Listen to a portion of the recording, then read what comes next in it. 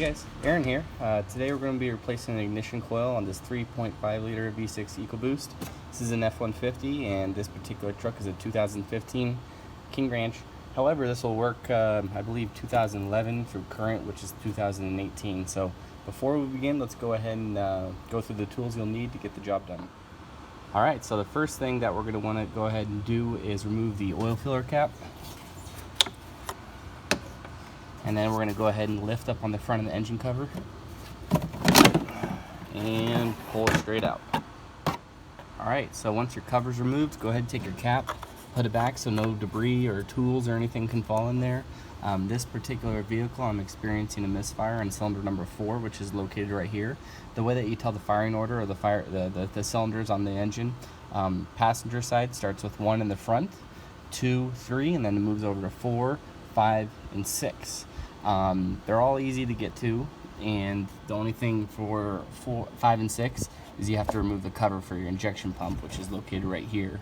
Is your high pressure fuel injection pump, and then there's number 5, and then number 6 is back there, but we're not going to be touching those.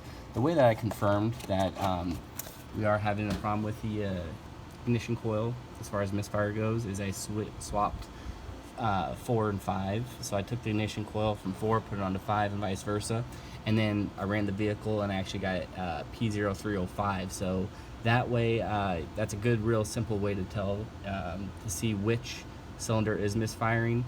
None of that, but I have been working on these vehicles quite a while. We have a fleet of these Ecoboost engines, and it is a relatively common issue with these trucks.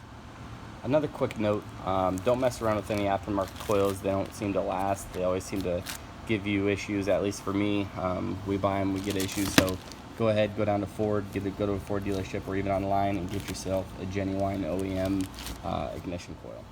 Okay, next thing to do is what I like to do at least is remove the connector. So if you see there's a little red tab on the connector itself, go ahead and just push that down with a flat blade screwdriver. That will unlock it, and that will allow us to depress this gray part right here and remove the connector body from the ignition coil. Alright, once you have your connector off, just go ahead and tuck it away. Next thing is to grab your 8mm or 5/16. Using my impact wrench right here, and remove the bolt. Next thing to do is evenly pull up on the ignition coil, and it should come right out. Sometimes I have problems with them. You have to get a flat blade and kind of work it up, but that's pretty much it. Now the installation is pretty much reverse procedure. Go ahead and make sure that it's snug all the way down with your thumb. Take your bolt and put it in. Doesn't need too much torque, so careful on that. Take your connector and plug it in. And then don't forget about the red locking tab. Go ahead and snap it back in, and that's pretty much it. As you can see, it's a pretty simple procedure. I hope this video has helped you out. If it has, please like and subscribe. If you guys do the job differently too, let me know. And thanks for watching, and see you guys next time.